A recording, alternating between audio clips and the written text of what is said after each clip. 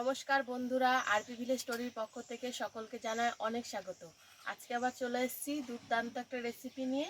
আজকে দেখো কিছুটা আলু আর বেশ খানিকটা পটল কেটে নিয়েছি। এই আলু আর পটল দিয়ে করব পটল চিংড়ি। তো রান্নাটা শুরু করি। প্রথমে কড়াইতে তেল দিয়ে পটল আর আলুটাকে ভেজে নেব।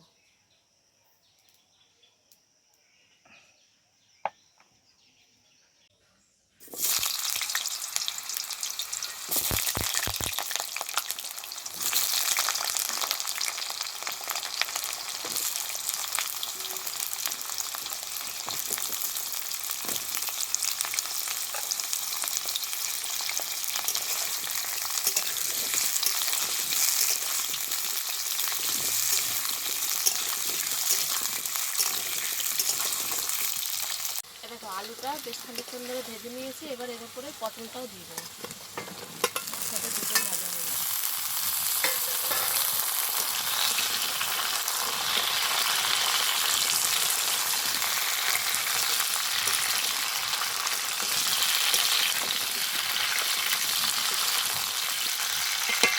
দেখো পটল আর আলুটা খুব ভালোভাবে ভেজে নিয়েছি, এবার তুলে নেব।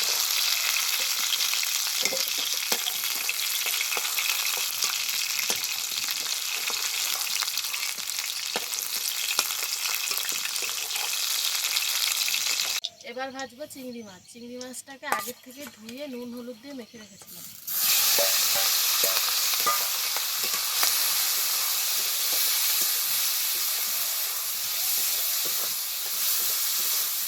চিংড়ি মাছগুলো খুব ভালোভাবে ভেজে নিলাম। এবার এগুলো তুলে নেব। তারপরে কড়াইতে দিয়ে দেবো আরও একটু সরষের তেল। এবার তেলের ওপর ফোড়ন দেবো। ফোড়নে দেবো গোটা জিরে, গোটা গরম মশলা আর শুকনো লঙ্কা।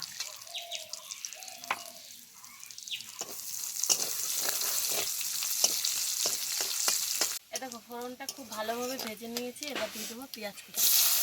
এবার পেঁয়াজটাকেও খুব ভালোভাবে ভেজে নিতে হবে।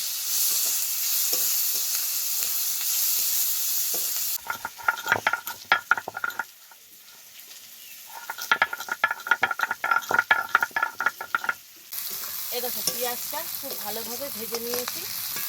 এবার বেটে রাখা আদা আর রসুনটা দিয়ে দেবো। তারপরে একটু নেড়ে চেড়ে বাকি মশলাগুলো দেবো।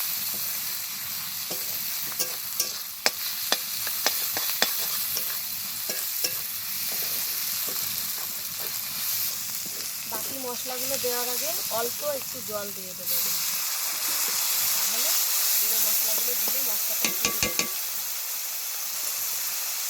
এবার দিয়ে দেবো ধনে, জিরে, শুকনো লঙ্কার গুঁড়ো আর গরম মশলা গুঁড়ো।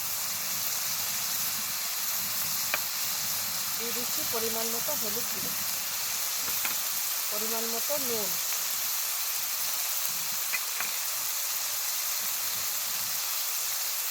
আর খানিকটা টক দইও দিয়ে দিচ্ছি।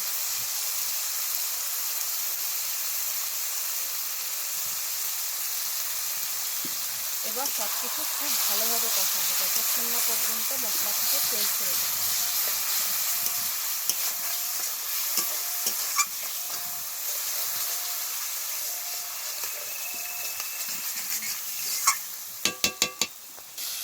দেখো মশলা খুব ভালোভাবে কষিয়ে নিয়েছি, মশলা থেকে তেলও ছেড়ে দিয়েছে। এবার দিয়ে দেবো ভেজে রাখা পটল আর আলু, তার সাথে ভেজে রাখা চিংড়ি মাছটাও দিয়ে দেবো। এবার খুব ভালোভাবে কষিয়ে জল দেবো।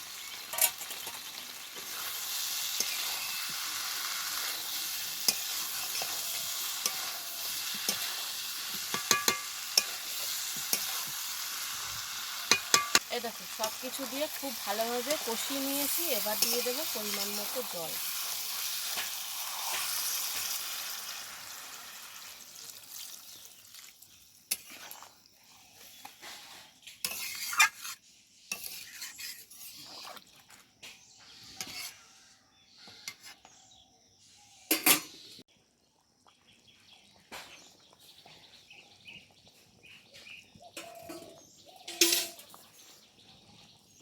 দেখো পটল চিংড়ি প্রায় রেডি হয়ে গেছে। এবার ওপর থেকে একটুখানি ঘি ছড়িয়ে নামিয়ে নেব।